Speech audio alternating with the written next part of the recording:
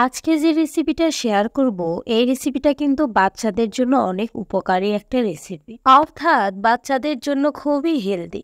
তবে আমি যেভাবে ভেজে দেখিয়েছি এভাবে কিন্তু আবার বাচ্চাদের জন্য ভাজা যাবে না, এভাবে শুধু আমাদের বড়দের জন্য। এটা বানানোর জন্য মাত্র দুটো কলা লাগবে। দুটো কলার পরিবর্তে একটা বড় কলাও নেওয়া যেতে পারে। কলাটা চেষ্টা করবেন একেবারে পাকা এরকম কলা নিতে, এবং এখানে অনুপম কলা নিয়েছি। অনুপম কলার চেয়ে এমনিতেই যে সাগর কলা পাওয়া যায় সেটা দিয়ে বেশি ভালো হয়।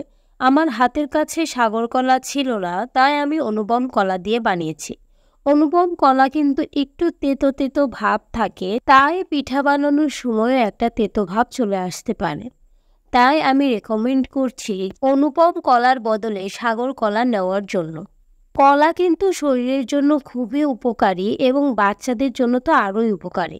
কলাই একমাত্র ফল যার মধ্যে প্রায় সকল উপাদানই পাওয়া যায়। আমি যে পিঠাটা বানাবো এই পিঠার নাম হচ্ছে কলার পিঠা। এর মধ্যে আমি হাফ কাপ পরিমাণ ময়দা দিয়ে দিলাম, এবং দিয়ে দিলাম 1/4 কাপ পরিমাণ চিনি। এই চিনির পরিমাণটা আমি আরেকটু কম দিয়েছি, মানে 1/4 কাপ এর চেয়েও কম দিয়েছি। এর সাথে দিয়ে দিলাম একটু দারচিনি গুঁড়ো। দারচিনি একটু রোস্ট করে নিয়ে সেটা গুঁড়ো করে নিয়েছি। এবার সবগুলো উপকরণ ভালো করে মিক্সড করে নিতে হবে যাতে কলার সাথে মিশে যায়।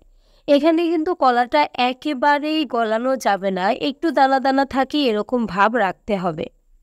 ভিডিওতে হয়তো দেখেই বুঝতে পারছেন। বাচ্চাদের জন্য বানালে চিনির পরিমাণটা আরও কম দিতে পারেন, এবং কলাটা যদি মিষ্টি হয় সেক্ষেত্রে চিনির পরিমাণ কিন্তু আরও কম হবে। আমার কলাটা যেহেতু খুব পাকা ছিল না এবং খুব একটা মিষ্টিও ছিল না, তাই আমি চিনির পরিমাণটা একটু বাড়িয়ে দিয়েছি। বড় বলে এটা করে নিয়ে আমি ছোট্ট একটা বাটিতে এটা ঢেলে নিয়েছি যাতে ভাজার সুবিধা হয়। এবার সবগুলো ডুবো তেলে ভেজে নেব।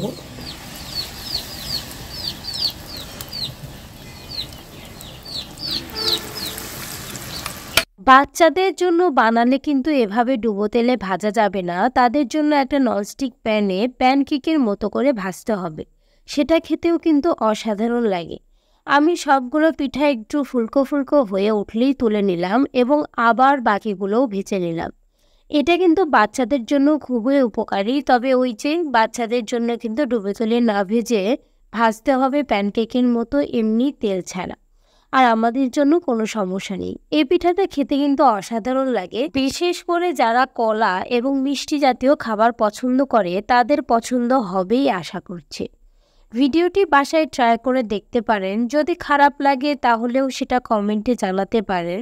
আমার ভিডিও কার কার ভালো লাগে সে অবশ্যই কমেন্টে জানাতে পারেন, আবার খারাপ লাগে কিনা সেটাও কমেন্টে জানাতে পারেন।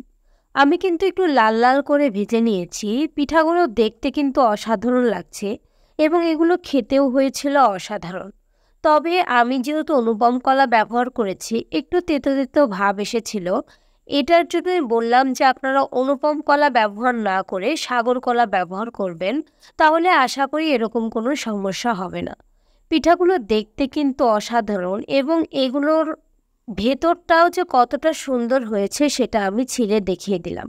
ভিডিওটি দেখার জন্য ধন্যবাদ। ভিডিওটি ভালো লেগে থাকলে লাইক, কমেন্ট এবং সাবস্ক্রাইব করতে পারেন। ভিডিওটি খারাপ লাগলে জানাতে পারেন। Thanks for watching.